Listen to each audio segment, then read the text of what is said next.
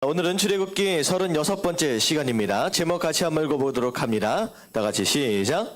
장인에게 전도하라. 네, 장인에게 전도하라, 이런 제목으로 출애굽기 18장 전체를 우리가 볼 텐데요. 17장에서 아말렉과의 전투가 있었습니다. 오로지 하나님의 능력으로 말미암아 이제 기도를 통하여서 아말렉 전쟁에서 크게 이제 승리를 거뒀지요. 그래서 그 능력의 근원이 어디였었느냐? 하나님과의 만남이었다. 결국은 하나님과의 만남은 곧 예배다라고 하면서 지난주에 우리가 핵심적으로 잡았던 내용이 무엇이냐? 예배가 모든 것의 길이 되어야 한다. 예배의 중요성을 중요하게 강조를 했습니다. 자, 그런 가운데 출애굽에 있는 모든 과정들을 어떻게 보면 이드로가, 미디안에 있던 장인 이드로가 다 들었다라고 하는 거예요. 여러 가지 소문들을.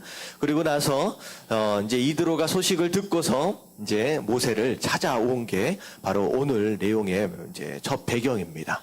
자, 왔는데 이제 누구랑 함께 왔느냐? 그 아내인 십보라와 이제 아들 둘을 다 데리고 왔습니다. 사실 언제 아내와 아들들이 미디안으로 돌아가 버렸느냐? 잘 나와 있지는 않아요. 근데 아마도 모세가 처음에 애굽 땅 안으로 들어갈 때 어떤 사건이 있었느냐? 이 아들 둘을 할례를 행하지 않았잖아요. 그래가지고 이 할례를 행하지 않은 것으로 인하여서 이제 큰일 날 뻔 한번 한 적이 있어요. 그래서 이제 거기에서 약간의 이제 뭐랄까요? 싸움 같이 이제 그런 모습들이 약간 있었습니다. 근데 아마도 그때 아내와 아들들을 그냥 미디안으로 돌려보내지 않았겠느냐라는 생각이 들어지는데, 어쨌든 돌아가 버린 그 아내와 아들들이 진짜 오랜만에 이제 찾아오게 된 거예요. 상당히 긴 시간 안에 오랜만에 이제 만나게 됐습니다. 이제 아내와 아들들 그리고 장인어른을 함께 만났는데, 자, 그때 모세가 이제 장인에게 했던 첫 번째 스토리가 바로 8절 말씀입니다. 이 보니까 모세가 여호와께서 이스라엘을 위하여 바로와 애굽 사람에게 행하신 모든 일, 그리고 길에서 당한 모든 고난들, 그리고 그 가운데서 하나님께서 어떻게 그들을 구원하셨는지에 대해서 전부 다 장인에게 이야기를 했다라고 하는 거예요. 그래서 10가지 재앙 이야기에서부터 홍해를 어떻게 건넜는지, 그리고 불기둥과 구름기둥으로 어떻게 인도에 오셨는지, 그리고 말의 쓴물이 어떻게 단물로 바뀌고, 또 목마름이 있었을 때 어디서 물이 나왔어요? 바위에서, 반석에서 물이 나오기도 하고, 그리고 하늘에서 뭐가 내립니까? 만나가 내려가지고 아침마다 또 일용할 양식들을 하나님께서 공급하시고, 심지어는 바로 전에 미디안과의 말도 안 되는 전투였지만 하나님의 능력으로 말미암아 이기게 되었다. 이런 사건들을 막 다 얘기를 해준 거예요. 다 얘기를 해줬어요.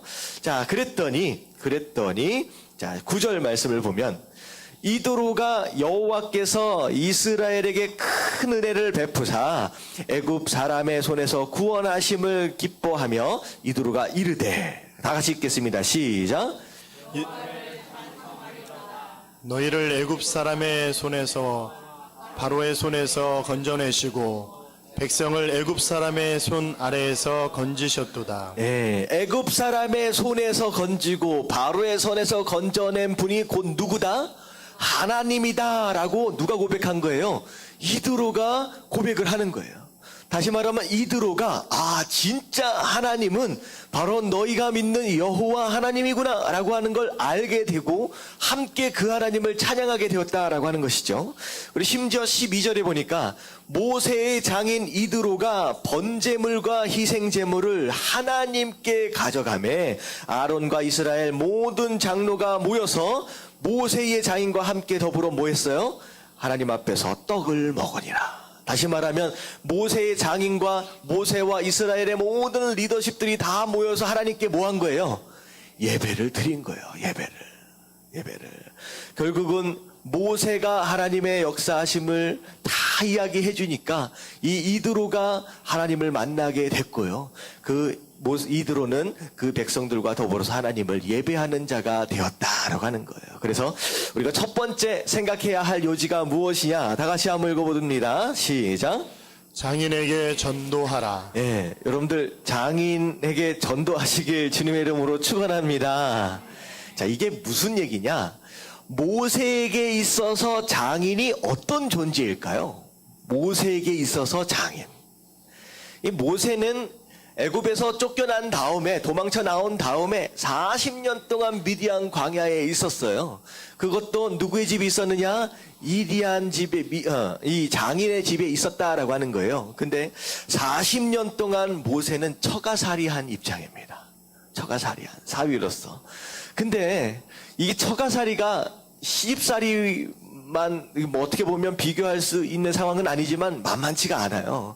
이게 더군다나 이게 보면 80세가 될 때까지 모세 개인 소유의 양이 없었다라고 한다면 곧 그것은 무슨 뜻이냐? 모세가 장인으로부터 인정을 받은 사람이에요? 못 받은 사람이에요? 이게 사위를 인정을 안 한 사람입니다. 그러니까 40년 동안 처가살이 하면서 무슨 밥 먹고 살았느냐? 눈칫밥 먹고 살았다라고 하는 거예요. 이게 사위가 우리 사위 일만 이렇게 대접을 받아도 쉬운 살이가 아닌데 40년 동안 어려운 그런 삶 눈치 보면서 이게 장인어른 그런 상황 가운데서 계속 살았다라고 하는 거예요. 어떻게 보면 장인어른은 그 당시 미디안에서 제사장이었어요. 제사장. 그럼 굉장히 명예도 있고 그래도 근사한 사람이잖아요. 그것에 비해서 자기는 얼마나 초라했겠느냐. 자기는 양만 치고 다녔다라고 하는 거. 그러니까 장인어른만 보면 마음이 어떨 것 같아요? 모세가 장인어른만 보면 기가 죽는 거예요. 기가 죽는 거예요. 되게 불편하기도 하고 말 한마디 하기가 정말 어렵고 그런 사람이었다라고 하는 거예요. 이럴 때 우리가 뭘 생각해야 되느냐? 바로 우리 삶 가운데 모세에게 있어서 장인과 같은 사람이 있는 것 같이 우리 안에도 그런 사람들이 있다라고 하는 거예요. 예를 들어서 집안에 있는 어른들. 이게 쉽게 말씀드리기 어렵잖아요. 좀 불편한 그런 분들이 계시잖아요. 그리고 직장에 가면 누가 있을까요? 이게 사장님도 있고 상사들도 있고 좀 그런 분들. 그러니까 이 또 선배들 있고요. 그러니까 우리 삶 가운데 내가 딱 가가지고 어깨 펴고서 당당하게 얘기할 그런 어려운 사람들이 충분히 있을 수 있다라고 하는 거예요. 근데 그 사람들이다라고 할지라도 우리는 어떻게 해야 된다? 모세처럼 그들에게 복음을 전하는 자가 되어야 한다라고 하는 거죠.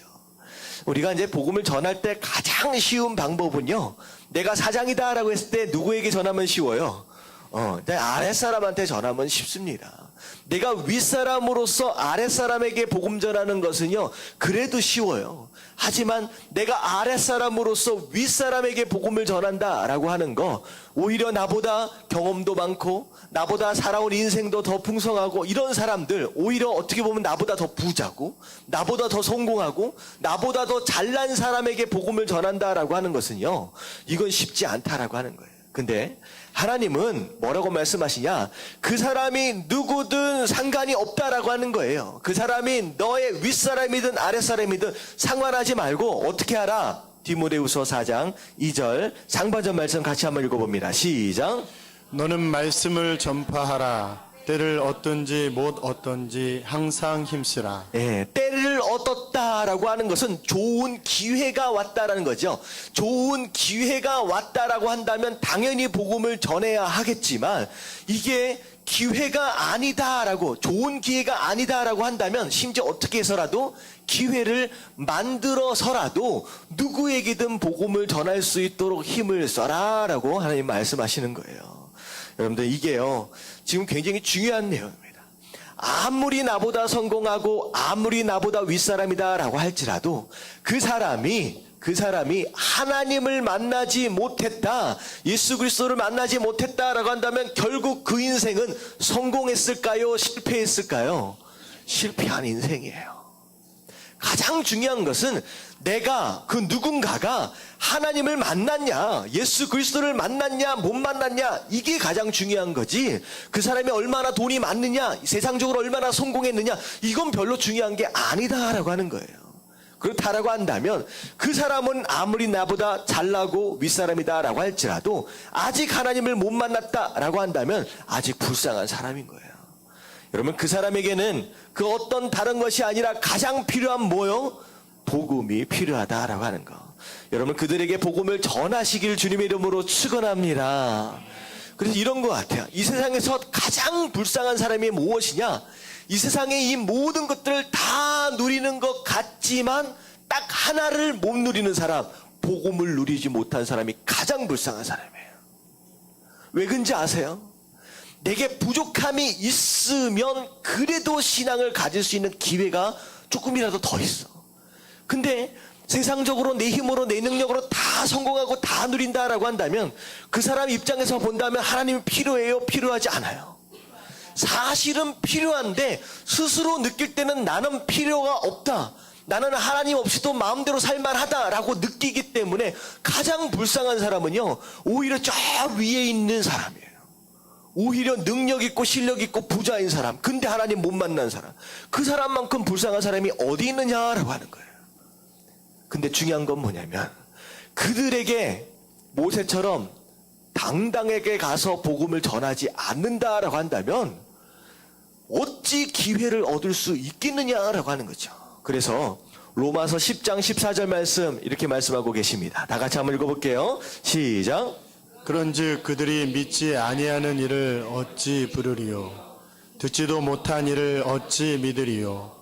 전파하는 자가 없이 어찌 들으리요? 예, 반대로 거꾸로 말씀을 읽어보면 전파하는 사람, 복음을 전하는 사람이 없으면 복음을 들을 수 있어요? 없어요? 없다는 거예요. 복음을 듣지 못했다라고 한다면 믿을 수 있습니까? 없습니까? 없지요. 믿지 않는다라고 한다면 하나님을 예비할 수 있어요? 없어요? 없지요. 다시 말하면 그 사람이 구원을 받느냐 못 받느냐라고 하는 것은 어디서부터 시작되는 거예요? 누군가가 말씀을 전했느냐 전하지 않느냐서부터 시작된다라고 하는 거예요. 여러분 생각해 보세요. 여러분 가정 안에서, 여러분 주변 가운데서 모세가 장인을 만난 것처럼 좀 불편하고 어려운 윗사람, 하지만 하나님 아직 못 만난 사람이 있다라고 한다면 이번 2014년도 이 새해에는 그들에게 복음을 전할 줄 아는 그런 담대한 사람들 되시길 주님의 이름으로 축원합니다. 아멘. 아멘. 근데 중요한 게 뭐냐면 복음을 전하는 방법이 중요해요. 방법이 중요해요. 그 사람을 내가 이해시키거나 설득하려고 하면 될까요? 안 될까요? 안 돼요. 절대 안 돼요. 왜? 나보다 윗사람이야. 나보다 아는 게 많다고 생각하고, 나보다 경험이 많다고 생각하고, 나보다 잘났다고 생각하는 사람들은요, 절대 여러분들의 머리로 이해시키거나 설득해서는요, 넘어오지 않습니다. 근데 어떻게 해야 되느냐? 오늘 말씀 안에서 모세가 장인을 어떻게 전도했는지를 보시면 돼요. 자, 보면 모세의 전도 방법을 사용해야 된다라고 하는 거예요. 자, 첫 번째 같이 한번 읽어볼게요. 내가 경험한 하나님을 소개하라. 예, 하나님이 누구다, 신학적으로 뭐다, 복음이 뭐다 장황하게 늘어나서는요 듣지 않습니다. 그냥 간단하게 처음에 뭘 말해야 되느냐? 모세가 마치 그동안에 그가 경험했던 그 하나님을 소개한 것처럼 그냥 자연스럽게 내가 만난 하나님, 내가 경험한 하나님, 그 하나님을 소개하는 것에서부터 시작되어야 된다라고 하는 거예요. 여러분 하나님 만나신 분 아멘 하십시다. 여러분 지금 하나님을 삶 가운데 경험하고 계시는 분 아멘 하십시다. 그러면 그 하나님을 그냥 전하면 돼요. 내가 오늘 그 하나님을 어떻게 경험을 했는지, 내가 그 하나님으로 인하여 이런 일들을 만나게 되었고, 이런 사람들, 이런 풍성함이 있게 되었다라고 하는 걸 그냥 그것을 전하면 되는 거예요. 근데 중요한 건 뭐냐면 2절, 이 두 번째 말씀 같이 한번 읽어봅니다. 시작. 구원 승리의 감격과 흥분을 전달하라. 모세가 장인에게 이 이야기를 할 때, 장인어른 제가요 이런 일, 저런 이런 일 이렇게 있었습니다. 이렇게 얘기했을까요? 아니에요. 모세는 그동안에 있었던 이 모든 일들을 흥분 가운데, 감격 가운데 막 전했을 것이다 라고 하는 거예요. 이 상황을 한번 생각해 보세요. 장인어른, 제가 이 애굽에서 무슨 일이 있었는지 아세요? 아니 하나님이 지팡이를 이게 물에 나일강에다 집어넣어 넣으라 그러니까, 아니 그 나일강이 전체가 피로 변해버렸어요. 오, 너무나 대단하지 않아요? 여러분들 10가지 재앙 하나만 설명하려고 해도 밤을 셉니다. 그 얘기를 하려면 우리 남자들 열 올라가지고 막 설명하는, 좋아하는 그 얘기 있죠. 두 가지. 첫 번째는 축구 이야기, 두 번째는 군대 이야기. 마치 그 상황이 된 거예요. 장인어른 놔둬놓고서 장인어른 이 홍해를 어떻게 건는지 아세요? 대박 하면서 진짜 그렇게 전한 거예요. 물이 벽이 돼가지고 이스라엘 백성들이 막 건너는데 뒤에서 막 애국 병정들이 쫓아오는데 우리가 얼마나 겁났겠습니까? 근데 막 쫓아오는데 나중에 우리가 딱 건너자마자 어떻게 됐느냐? 건너오는데 바퀴가 빠지고 하더니만 갑자기 어떻게 돼요? 물이 갑자기 합쳐져가지고 그 안에서 다 몰살을 당하는데 대박! 이게 나만 흥분하고 있어, 저. 아멘. 여러분들 삶 가운데 그게 있으셔야 돼요. 진짜 하나님이 내 삶 가운데 어떻게 하셨는지 그걸 얘기하려고 그러면 그냥 조단조단은 되지 않는 흥분과 감격 가운데 이런 일이 있었습니다. 이게 이런 모습으로 전달되어져야 된다라고 하는 거예요. 여러분들 진짜 신앙생활은요, 감격과 흥분이 있는 삶이 진짜 신앙생활이다라고 하는 거. 여러분 그렇게 사시길 주님의 이름으로 축원합니다. 그게 이두로에게 전달이 되는 거예요. 이게 왜 이러졌냐? 이두로가 지금까지 봤던 모세가 아니다라고 하는 거예요.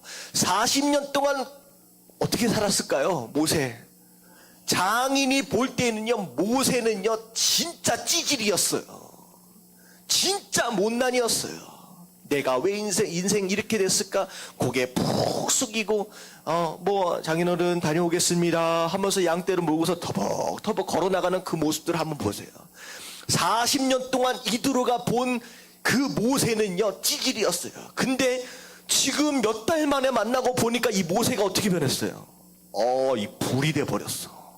흥분과 기대와 감격 가운데 하나님이 이렇게 역사하셨습니다. 이렇게 난리가 나니까 이 이두로가 깜짝 놀라요.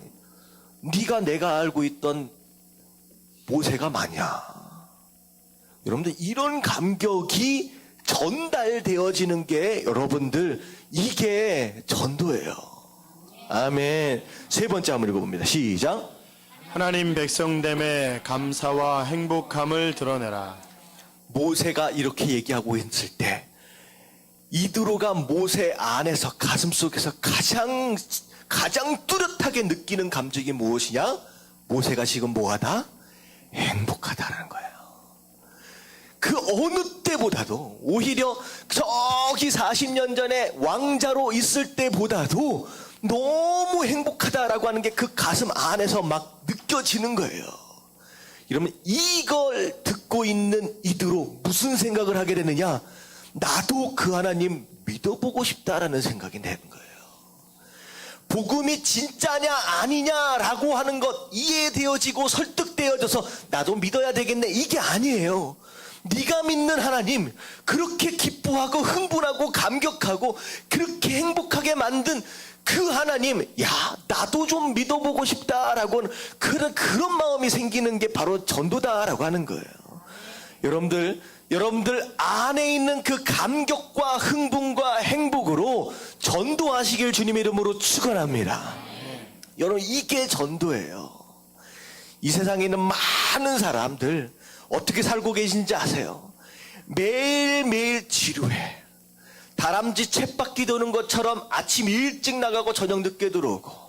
여러분들 이 스트레스와 지루함과 지치고 답답한 이런 세상을 사는 이 세상 사람들에게 가장 필요한 게 무엇이냐? 바로 하나님을 만난 자의 흥분과 감격과 행복, 바로 그게 가장 필요하다라고 하는 거예요. 여러분들 전도는 그건 여러분 깨달아지시길 주님의 이름으로 축원합니다. 그래서 제가 이 앞에다 배너를 붙여놨는데, 자, 배너에 뭐라고 나와 있느냐?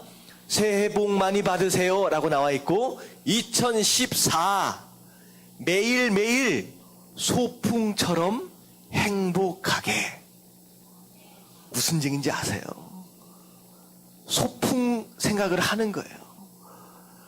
막 기대되고 흥분되고 감격스럽고 잠도 안 오잖아요. 소풍 가기 전날. 그렇게 매일매일 살아가는 성도가 되어질 때 여러분들 그때 여러분들 주위에서 전도되어지는 역사가 일어난다라고 하는 거. 여러분들 이 새해는 여러분들에게 주신 그 행복 때문에 환한 웃음으로 전도에 가시는 저와 여러분들 되시길 주님의 이름으로 축원합니다. 아멘. 아멘. 그게 첫 번째예요. 자, 두 번째 말씀 같이 한번 읽어봅니다. 시작. 겸손한 귀가 지혜로운 자를 만든다. 자, 무슨 일이 벌어졌느냐? 13절에 보니까 모세가 그 리더잖아요. 이스라엘 백성들의 문제들을 재판을 하고 있는데 지금 이스라엘 백성들이 남녀노소 다 합하면 한 200만 명이 돼요. 엄청나게 많은 사람들을 재판을 하는데 어떻게 어떤 광경이 진풍경이 일어나느냐? 모세가 앉아있는 장막 안에 모세에게 재판을 받기 위해서 수백 명, 수천 명이 아침 이른 시간부터 밤늦게까지 줄을 쫙 서 있는 거예요. 모세도 피곤하고 줄 서 있는 백성들도 피곤하고 엄청 힘든 거예요. 한 사람이 도대체 이걸 어떻게 하느냐는 거죠. 그랬더니만 이두로가 딱 그걸 보고서 이거는 아니다. 그래서 17절 같이 한번 읽어볼게요. 시작. 모세의 장인이 그에게 이르되 내가 하는 것이 옳지 못하도다. 지금 네가 하는 것은 이렇게 하는 것은 지혜로운 방법이 아니다라고 얘기를 해요. 그래서 너와 또 너와 함께한 이 백성이 필경 기력이 쇠하리 지칠 것이다. 이게 될 일이 아니다. 이 일에 내게 너무 중함이라 내가 혼자 할 수 없음이라. 무슨 얘기예요? 혼자 감당할 수 있는 게 아니라 누군가의 도움이 반드시 필요하다라고 얘기를 하는 거예요. 자, 그래서 이드로가 무슨 제안을 했느냐? 백성들 가운데 리더들을 세워라. 1000부장, 100부장, 또 50부장, 10부장. 정말로 하나님께서 주시는 지혜로운 자, 그리고 그 하나님을 두려워하고 그리고 진실하고 의로운 사람들을 뽑아서 리더들을 세워라. 그리고 그들로 하여금 스스로 재판할 수 있도록 해라라고 얘기를 해준 거예요. 여러분, 이드로가 지혜로운 사람이에요? 이게 지혜롭지 못한 방법입니까? 지혜로운 사람이에요. 이게 지혜로운 거야. 이제 혼자 살 수 없으니까 사람들에게 맡길 수 있는 사람들에게 맡기면 된다라고 하는 거예요. 근데요, 이게 굉장히 지혜로운 방법이지만 모세가 이드로의 조언을 듣게 되는 이것은요 사실 쉽지 않은 내용이에요. 왜냐하면 과거에는 모세가 찌질하게 살았지만 지금의 모세와 지금의 이드로는요 완전히 달라진 상태예요. 이드로는 아무리 잘나봤자 미디안 한 동네 시골 동네의 제사장일 뿐입니다. 근데 지금 모세는 어떤 사람입니까? 200만 명의 백성이 있는 어떤 사람이에요? 곧 왕과 같은 사람이에요. 그 당시에 왕입니다. 사실 어떻게 보면 하나님과 대면함과 동시에 왕이에요. 그리고 생각해 보세요. 지금 모세는 누구와 지금 계속 대화하고 있는 상태예요? 하나님과 대화하고 있는 상태예요. 그렇다라고 한다면 하나님도 모르는 이 이방의 이 제사장이 당신이 뭘 한다고 이렇게 무시할 수도 있는 거예요. 제가요 그래도 하나님과 지금 맨날 대화하고 있는 수준입니다. 이렇게 돼버릴 수도 있다는 거예요. 근데 중요한 건 뭐냐면 하나님은요 말씀을 통하여 꿈을 통하여 여러 가지 상황들을 통하여 말씀하시지만 특별히 하나님께서 우리에게 말씀하시는 루트가 뭐가 있느냐? 사람을 통하여서도 말씀하신다는 거예요. 심지어 하나님을 모르는 이방 사람들의 입을 통하여서도 우리에게 말씀하신다라고 하는 거예요. 그런데 모세는요 그 상황 가운데 비록 이방인이었고 자기와 비교했을 때 별것이 아닌 것 같은 그런 사람이다라고 할지라도 그 사람의 말을 귀담아 들었다라고 하는 거예요. 여러분들 듣는 것이 굉장히 중요합니다. 왜냐면 듣지 않으면 안 된다라고 하는 거예요. 그래서 자 신앙생활을 하는 것은 자 겸손하게 들을 수 있는 능력이 진짜 지혜입니다. 겸손하게 들을 수 있는 그 능력이 진짜 지혜입니다. 이 모세는 지혜로운 사람이었어요. 그래서 이 장인 이드로의 이야기를 듣고서 어떻게 했느냐? 24절에 보니까 이에 모세가 자기 장인의 말을 듣고 그 모든 말대로 행했다. 들어보니까 맞다. 비록 나보다 못한 것 같고 나보다 부족해 보이는 사람이다 라고 할지라도 들을 수 있는 그 마음, 바로 그것으로 말미암아 모세가 더 성장해 가는 거예요. 그래서 밑에 보니까 신앙생활은 듣는 과정을 통하여 성장합니다. 듣는 과정을 통하여 성장합니다. 그래서 자, 사실 그런 내용이 있어요. 그 야만인의 특징, 제가 한번 소개시켜 드린 적이 있었는데, 야만인의 특징이 세 가지가 있대요. 예, 첫 번째는 무엇이냐? 목소리가 크다. 이게 목소리가 막 큰 사람들이 야만인 중에 이제 야만인의 특성들을 좀 가지고 있다라고 합니다. 자, 그리고 두 번째는 감정을 따라 움직인대요. 야만인들. 감정을 따라 움직인다. 세 번째는요, 자기 말만 한다는 게 자기 말만. 다시 말하면 들어요, 안 들어요? 안 듣는데요. 이게 어떻게 보면 신앙생활 하는 가운데 영적인 야만인들이 있어요. 내가 생각하고 있는 것만 옳은 것인 것으로 알고 자기 말만 막 크게 하는 사람들, 여러분 이건 영적인 야만인들이다라고 하는 거예요. 그래서 우리 다 같이 합니다. 듣는 것이 지혜다.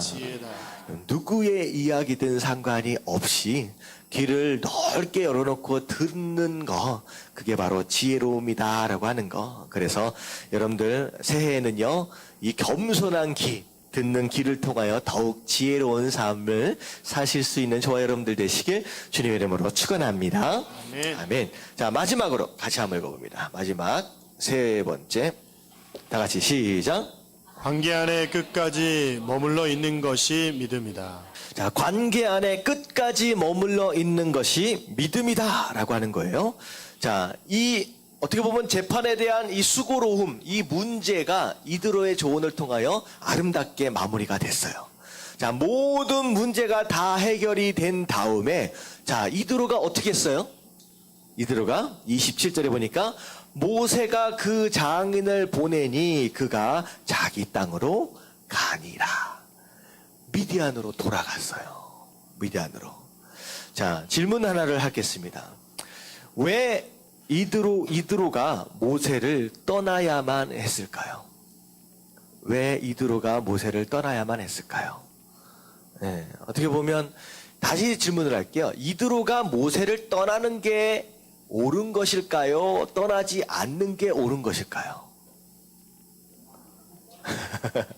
자, 이 말씀은 여러 가지 해석이 있어요. 자, 일반적인 해석은 이드로가 모세를 떠나는 것은 곧 겸손과 지혜로움이었다라는 해석이 일반적인 해석입니다. 왜냐하면 아무래도 모세에게 있어서 이드로는 불편한 사람이에요. 자, 생각해 보세요. 그래서 그런지 오늘 27절의 마지막 부분에 보니까 누가 보냈어요? 장인이 가겠다고 한 게 아니라 모세가 장인을 보내서 가세요 라고 했어요. 그때만 자기 땅으로 이제 간 거예요. 아무래도 불편해. 그렇기 때문에 하나님께서 영적으로 세우신 이제 모세 입장에서 볼 때 전체적인 영적인 권위를 위해서 이드로가 좋은 조언과 더불어서 떠나는 것, 자리를 떠나는 것이 지혜로운 게 아니겠느냐라고 하는 것이 일반적인 해석입니다. 근데 제가 이 말씀을 읽으면서 제가 묵상을 하는 가운데 그 생각을 해봤어요. 전체적인 분위기와는 좀 상관이 없이 이드로라고 하는 이 사람의 인생을 한번 주목해봤습니다. 주목해봤어요. 자, 이드로의 삶을 위해서다라고 한다면 떠나는 게 맞아요? 남는 게 맞아요? 떠나는 게 맞아요. 자, 보세요. 이드로가 고향으로 돌아갑니다. 이드로는 그 순간 단 한 번도 성경 안에 등장하지 못하고 사라진 존재가 됩니다.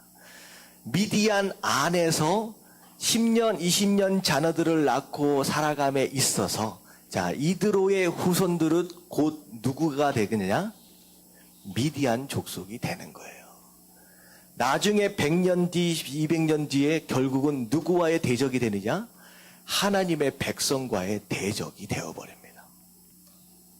물론 이스라엘 그 당한 가운데서 장이다라고 하는 입장에서 떠나는 것이 옳다라고 생각되어질 수 있지만 이드로의 삶과 이드로의 후손들과 이드로를 통하여 생겨나게 되는 많은 민족, 그러니까 그 민족들에게 있어서는 어떻게 보면 하나님의 언약 밖 밖의 민족으로 쫓겨나버리는 인생이 되어버리는 거예요. 조금 이해가 가세요? 저는 이렇게 생각하는 거예요. 물론 이드로가 고향으로 돌아갈 수밖에 없는 여러 가지 이유를 다 댈 수 있어요. 남겨놓은 재산도 있을 수 있고 두고 온 아이들도 있을 수도 있어요. 하지만 데리고 오면 되는 거잖아요. 그리고 그동안 누려왔던 제사장으로서의 모든 권위와 그리고 모든 명예와 기업들을 다 두고 온 상태에서 다 버리고 떠나야 된다라고 한다면 그것 자체가 이유가 될 수 있어요. 근데요, 이거 하나만 생각해 보세요. 하나님의 언약 안으로 들어간다라고 하는 것과 그 외에 다른 것들을 포기한다라고 하는 것과를 비교한다라고 했을 때 그 어느 것이 다 더 중요하냐라고 하는 거예요. 여리고성 전투를 한번 생각해 보세요. 그 안에 누가 구원을 받았어요? 딱 한 거죠. 기생 라합. 이 기생 라합은 뭘 포기했느냐? 민족을 포기했어요. 심지어 민족을 배반하기까지 하면서 이 기생 라합은 뭘 가장 중요하게 생각했느냐? 하나님 언약 안에 들어가느냐, 들어가지 못하느냐라고 하는 걸 가장 중요하게 생각했다는 거예요. 그러면 신앙은요, 관계 안으로 들어가는 거예요. 이드로가 여기서 하나님을 만나서 하지만 그 이후의 삶에는 하나님 언약 안으로 들어가지 못하는 밖의 삶을 살 수밖에 없었다라고 하는 거예요. 이게 얼마나 중요하냐. 무슨 일이 있어도 내가 뭐 어떤 것들을 포기한다라고 할지라도 심지어 가족 간의 관계를 포기한다라고 할지라도 그 언약 안에 들어가는 것보다 중요한 것은 없다라고 하는 거예요. 여러분 깨달아지시길 주님의 이름으로 축원합니다. 얼마나 중요해요. 자, 잘 들으세요. 과거의 모세와의 어떤 관계이든 상관없어요. 집에다가 누구든 무엇이든 남겨두었든 상관없어요. 지금 내가 진짜 하나님이 누군지를 발견하고 만났다라고 한다면, 그리고 그 하나님의 언약과 역사하심이 바로 이 백성에게 있다라고 하는 것을 목도하고 확인했다라고 한다면, 그리고 그 백성 안에서 조금이나마 내가 감당할 수 있는 작은 사명이 있다라고 한다면 그 안에 끝까지 머물러서 언약 안의 백성이 되는 것이 그의 인생과 후손에게 있어서 가장 큰 복이다라고 하는 거, 여러분들 깨달아지시길 주님의 이름으로 축원합니다. 불편한 건 잠깐이에요. 모세 만날 때 불편한 건 잠깐이에요. 하지만 그 안에 머물러 있음으로 인해서 모세가 얼마나 이드로가 지혜 있는 사람이에요. 모세 옆에서 얼마나 많은 것들을 조용하게 도울 수 있는 사람이 될 수 있었는데 그걸 포기하는 거예요. 이거 엄청난 실수입니다. 떠나가는 것 자체가. 미디안은 몇백 년을 이스라엘 백성들을 괴롭히는 자들의 대명사예요. 악한 백성의 대명사가 되어버리는 거예요. 이게 얼마나 안타까운 상황입니다. 저는 죄송하지만 이런 얘기하기는 좀 쉽지 않은데, 우리 교인들 가운데 우리 이모님하고 이모부가 계세요. 제가 어렸을 때 자랄 때를 다 보신 분이에요. 만나면 목사님이라고 불러주십니다. 쉬운 관계 아니에요. 제가 부족하고 연약한 것들을 다 아시는 분들이에요. 근데 이분들이 하나님께서 세우신 영적 권위 아래서 겸손하게 오히려 조용히 섬기고 있는 이런 모습, 사실 이게 하나님이 정말로 원하시는 모습이다. 여러분, 인간적인 관계에 매여 있지 마십시오. 내 권위나 이런 것들 매여 있으면 아무것도 아니에요. 모세를 보면서 하나님의 사람이구나. 백성들을 보면서 이게 하나님의 선택된 백성이구나. 하나님의 역사심을 들으니까 이 민족을 하나님께서 선택하셨구나, 언약이 여기에 있구나라고 하는 걸 아는 순간 장인 이드로는 모든 것을 다 버려서라도 이 안에 들어가는 것이 맞는 것이었다라고 하는 거예요. 만약에 들어갔다라면 이드로가 어떤 사람이 되었을까요? 모세, 아론, 여호수아 더불어서 조용히 모세를 돕는 아름다운 여생을 보내지 않았을까라는 생각을. 십보라 언제 죽었는지 나타나지도 않습니다. 이드로의 후손은 이 순간 이후에 사라져버리고 끝나요. 성경 안에서 누군가가 태어나고 누군가가 죽는 것 자체는요, 굉장히 큰 의미가 있어요. 성경 안에 십보라와 그의 아들들이 어떻게 되었는지 기록이 안 나와요. 아내가 나오지를 않아요. 결국은 이드로의 가족들과 그 후손들은 하나님의 역사의 배경 바깥으로 벗어나 버리는 그런 안타까운 현실이 벌어졌다는 거예요. 여러분들, 중요한 건 뭐냐면 신앙은 관계예요. 내가 하나님을 얼마나 잘 아느냐 이거 아니에요. 내가 그 관계 안으로 들어갔느냐 아니면 그 밖에 있느냐라고 하는 게 너무 중요한 거예요. 하나님을 아무리 많이 알아도 그 관계 안에 안 들어가면요, 그냥 이방 민족이 되는 거예요. 그래서 요한복음 15장 5절 말씀 같이 한번 읽어봅니다. 시작. 나는 포도나무요 너희는 가지라. 그가 내 안에 내가 그 안에 거하면 사람이 열매를 많이 맺나니 나를 떠나서는 너희가 아무것도 할 수 없음이라. 결국 무슨 얘기 아니냐? 내 안에 있어야 열매를 기대한다는 거예요. 이드로든 라합이든 누구든 상관이 없어요. 그 민족 안에, 언약 안에 들어가 있느냐라고 하는 것이 가장 핵심이다라고 하는 거. 그래서 마지막으로 뭐라고 말씀드리냐? 관계 안에 언제까지? 끝까지 머물러 있는 것, 그것이 바로 진짜 믿음이다라고 하는 거. 여러분 깨달아지시길 주님의 이름으로 축원합니다.